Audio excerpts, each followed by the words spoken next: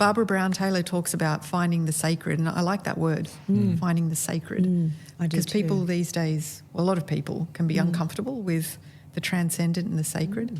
At least the people that I connect with in Surrey Hills can be very sceptical about the other, Yeah, wow. whether we name it as God, the universe, the transcendent. Higher being. Very tricky. I recently finished a subject on, we used two theologians, Moltmann and Paniker, and it was one of the first lectures, and Sathi, the lecturer, was telling us all about, and you can find the sacred in everything.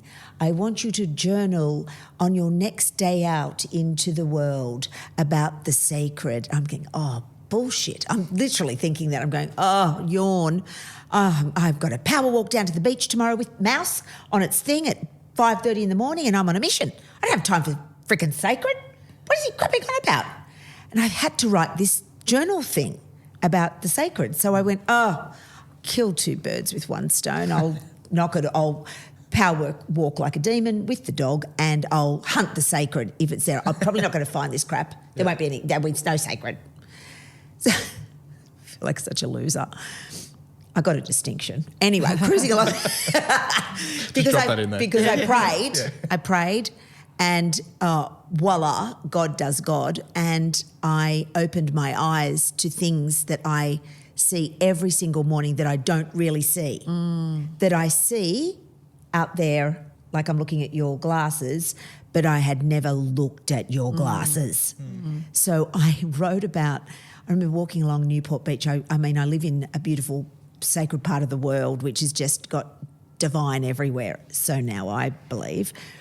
And I noticed these leaves on the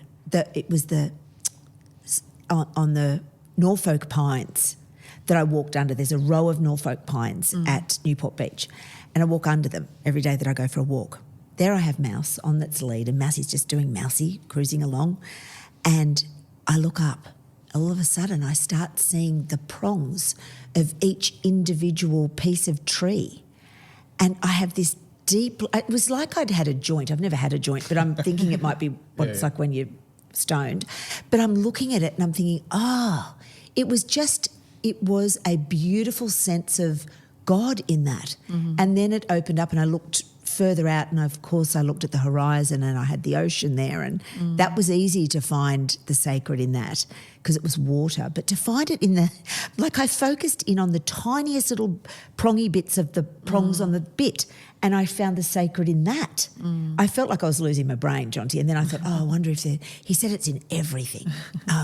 Oh, bullshit, it's not. Okay, so I found it there. That'll be enough to write about. It won't be. And then I hear zoom, zoom down Barrenjoey Road. Down comes cars. I think, there's not going to be, that's so not sacred. And then I go, God's doing a number on me, and I go, there's a person in the car. And there's a person probably talking to their mother in the car. And they're having a beautiful connected conversation. And they're gifted, and they're breathing air, and there's blood pumping. I had this moment. It was just magnificent, actually. I became fully present with the sacred on a walk that I do most days of the week that I had never connected like that before, because I was so busy doing exercise. Get my heart rate up. Move, Mousy, let's go. Come on, let's walk faster, get the steps done quick. How am I going? Got to get to the light. Quick, let's go, the next thing. But I stopped. I had a Carina injection and I felt peace and calm and connected with a world like I hadn't done before. That's beautiful. It was really cool, Carina. Yeah. It was really cool. And it all started with paying attention, didn't it? Which is what all the spiritual gurus of the past have always said. And even the writer, Annie Dillard, talks about, her books, she writes so meticulously about everything that she notices in nature, the way you were describing this. And I think that's why she was able to encounter the sacred. But paying attention is the first step, isn't it? Yeah.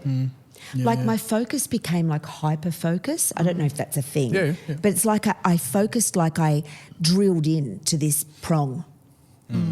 and I'm looking at it, you know, all the little segments.